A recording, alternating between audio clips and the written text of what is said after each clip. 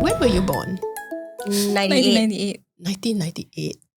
Gosh, like I think like okay, I might get my history wrong here. So it's only in the 1990s where computers started becoming a lot more user friendly, right? Like I remember growing up. So I was born 1977, right? And the first computer I touched, like the user interface was completely alien. It was like a dark screen, green text. It was like Matrix like that. And then like I just memorized certain key commands so that I could play computer games. Right? But it was not user friendly, and all my research is done the old-fashioned way, going into a library, looking at books that are probably outdated, Right. and friends and networks of people were only whatever was available to you in school or in your communities and all that. And that's my youth growing up.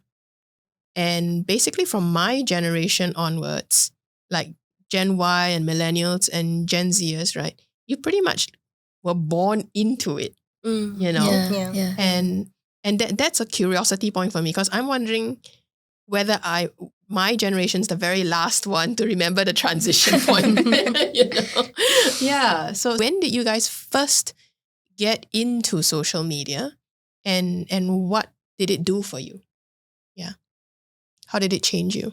Okay, so Facebook came around when we were in primary school. So I think we were pretty much born into like the internet age. I remember in primary school getting Google wrong. I spelled it as Goggle. My parents still remember that very fondly. But yeah, I think then Instagram came and it definitely changed how we viewed ourselves as well, how we expressed ourselves. I feel like that was a huge part of it because like it gave a lot of us a lot of power. We felt like we could say whatever we want. We could, share our stories, share our photos, share about our life. Then yeah, I don't really know how Instagram came to become like a space for information because it was a photo sharing app. But that was a really interesting transition. And I feel like for us, why we decided to go on Instagram to operate Lepak Conversations is really because we recognize that people are very people are used to graphics. They gravitate towards graphics. Graphics are really easy to understand. And for me, I have professional background in social media. So it just came kind of naturally to use social media as like a platform. And about growing up with social media, I feel like for your generation, maybe because it came as like alien to you. So even now, maybe like when there are changes to like the apps and stuff like that, when there are TikTok is updates, horrifying. yeah, it scares you, right? But for us, like it's exciting. We're like, oh, there's a new app, let's try it. There's a new filter, there's a new update. Like let's try all these kind of things. To us, it's exciting, and so that's why we enjoy social media. I think we don't see it as like an unsafe space where like people are lurking. Of course, we are aware of like the dangers of social media, but I feel like most of it it's really quite an exciting place to be. Yeah.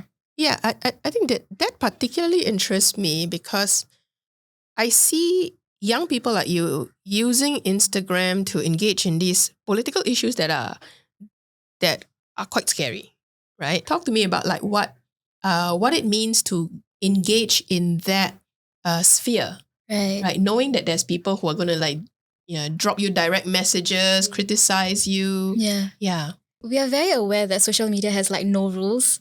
So one of the first things we did was to set out terms and conditions for our page. So we really like hunkered down on like what the purpose of our page is and how you should interact on our page. And we think that's super important for any kind of online discourse because it's really easy for people to just throw out any kind of comments and it not being moderated. And it's really dangerous because it's public information. Anyone can see it. And if youths are constantly exposed to, all these various opinions, I think it's really dangerous for them as well.